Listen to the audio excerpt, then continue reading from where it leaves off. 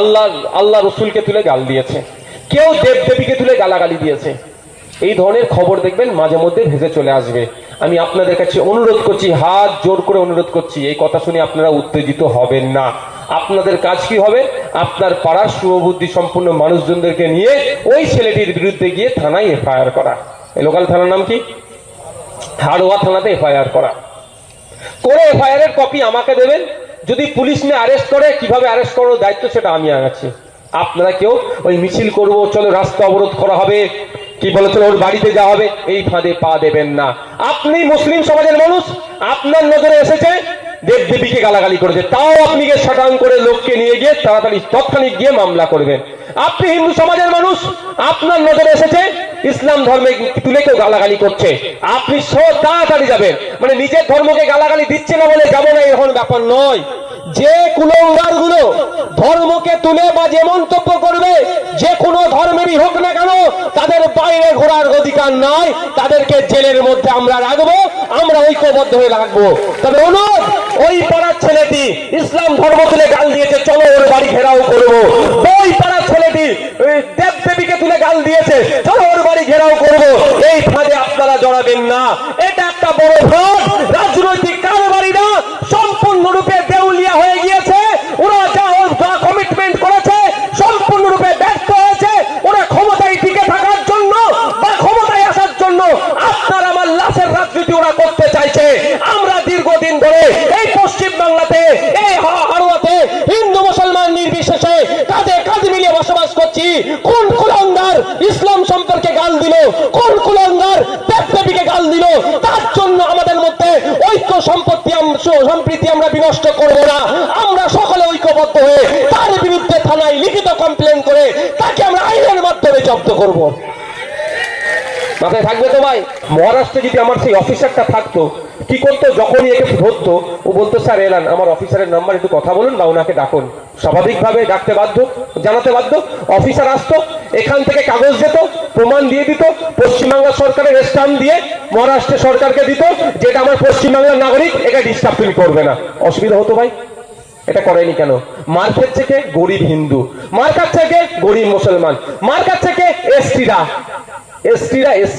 তো ওরা মার খাক না, আমার বয়ে গেছে, এইরকম একটা অনড় ভাব। আজকে বলুন, আমাদের পশ্চিম বাংলাতে উড়িষ্যায় কদিন আগে দেখেছেন বাঙালি হওয়ার জন্য মারছে। শুধু মুসলমান নয়, ভাববেন না যে মুসলমান শ্রমিককে তাড়িয়ে দিচ্ছে, গলায় তুলসী মালা ছিল তাকেও তাড়িয়েছে। পশ্চিমবাংলা থেকে 30,000 শ্রমিক উড়িষ্যাতে গিয়ে কাজ করে, 30,000 শ্রমিক।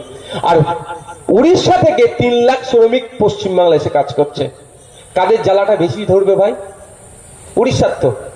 আমার পশ্চিমবাংলার সরকার যদি উড়িষ্যা সরকারকে ফোন করে বলতো যে আমার বাঙালি শ্রমিকের উপরে যদি হাত ওঠে, আমি কিন্তু 30,000কে ফেরত নিয়ে চলে আসবো, তোমার 3 লাখকে কিন্তু আমি ফেরত পাঠিয়ে দেবো, তাহলে আর একটাও আক্রান্ত হতো? বুঝতে পারলেন না কথাটা? আপনার থেকে বিহারে, মহারাষ্ট্র থেকে প্রায় 5 লাখ শ্রমিক আমাদের ওয়েস্ট বেঙ্গলে কাজ করে। আর আমার এখান থেকে খুব বেশি হলে 50,000 কি 1 লাখ শ্রমিক মহারাষ্ট্রে কাজ করে।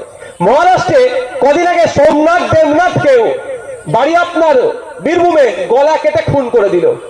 যদি আমার রাজ্য সরকার বিহার এই মহারাষ্ট্রের সরকারকে বলতো যে আমার এর পর থেকে যদি আমার এক শ্রমিকের উপরে কোনো অত্যাচার হয়, তোমার 5 লাখকে কিন্তু আমি পুশব্যাক করবো, আমার 1 লাখকে কিন্তু আমি ফিরিয়ে নিয়ে চলে আসবো, তাহলে মহারাষ্ট্র সরকার উঠে পড়ে লাগতো না যে বাবা ওদের সাথে লাগিস না, কারণ 5 লাখ মানে 15 লক্ষ কম করে লোক, তাহলে ক্ষিপ্ত হবে মহারাষ্ট্র সরকারের উপরে, আমার 1 লাখ ফিরিয়ে নিয়ে চলে আসবো আমরা।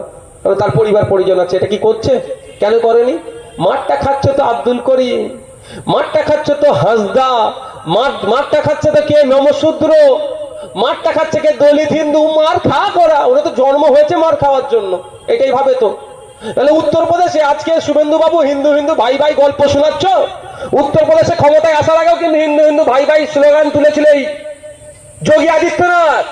আর এখন দেখুন না, দলিত হওয়ার অপরাধে, নমশূদ্র হওয়ার অপরাধে, মানে পিছড়ে বর্গের হিন্দু হওয়ার অপরাধে তারা কি করেছিল? অপরাধটা কি? বিয়ে বাড়ির লজ ভাড়া করে বিয়ে দিচ্ছিল ছেলে মেয়ের, এতটুকু।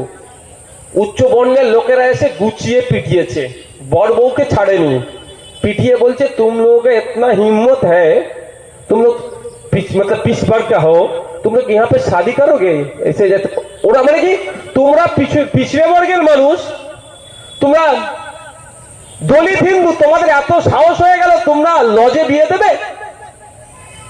মানে জন্ম তোমাদের হয়েছে লাঠি খাওয়ার জন্য, তোমাদের জন্ম হয়েছে মার খাওয়ার জন্য। সাউথ ইন্ডিয়াতে আদিবাসী সমাজের ছেলে ইঞ্জিনিয়ারিং 4th সেমিস্টার চলছিল, তাকে তুলে নিয়ে গিয়ে মার ধর করে তার পিচ্ছাপ তাকে খাওয়াতে বাধ্য করেছে। কারণ অপরাধ কি?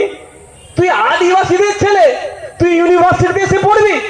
চুরি কোটাল লোদা সবর জাতির প্রথম গ্রাজুয়েশন করা মেয়ে, সে যখন ইউনিভার্সিটিতে গিয়েছিল তাকে এমন মানসিক টর্চার করেছে, তাকে আত্মহত্যা করতে বাধ্য করিয়েছে। ওই লোদা সবর জাতির সর্বপ্রথম তিনি মহিলা যিনি গ্রাজুয়েশন কমপ্লিট করেছিলেন। মানে লোদা সবর জাতি, তোরা মেখাস সানকাস হ্যানকাস, তোরা ইউনিভার্সিটিতে আসবি? এইভাবে অপমান করে, মানে ওরা ইউনিভার্সিটিতে আসতে পারবে না, ওরা আসতে পারবে না, ওরা বন জঙ্গলে থাকবে, এরকম একটা ভাব। তো আমাদের রাজ্য সরকার এই জন্যই কথা বলছে না, কারণ মার খেচ্ছে তো মুসলমান, জন্ম হয়েছে মার খাওয়ার জন্য।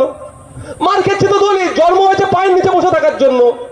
মার খেচ্ছে তো আদিবাসী, জন্ম হয়েছে তো ওই ধরনের করার জন্য। মানে ওরা একটা এই ভাব, মনোভাব।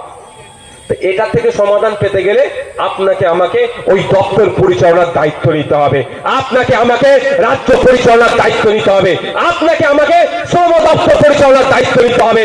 আগামী দিনে যদি 2026 সাল এসেছে, আমি আপনার দায়িত্ব নিয়ে বলছি, যদি আমাদেরকে পরিচালনার দায়িত্ব দেন, কোন রাজ্যের যদি একটা কোন বাঙালি শ্রমিকের উপরে আঘাত আসে, এখন থেকে এই রাজ্যের পক্ষ থেকে সেই রাজ্যকে থ্রেট নয়, ভয়ঙ্কর ভাবে থ্রেট দেওয়া হবে। যদি আমাদের কোন নাগরিকের উপরে আক্রমণ আছে, ওই রাজ্যের কোন নাগরিক চাইলে তার ঘাড় ধরে এই রাজ্য থেকে বার করে দেওয়া হবে। আমার বাংলাতে তুমি এসে করে কামিয়ে খাবে, আমার পুলিশ তোমাকে নিরাপত্তা দেবে, আমরা তোমাকে ভাই বলে আগলে রেখেছি, আর আমার ভাই উড়িষ্যাতে গিয়ে কাজ করলে তাকে তুমি মেরে তাড়িয়ে দেবে, এটা আমরা মেনে নিতে পারবো না, এটা বরদাস্ত করবো না।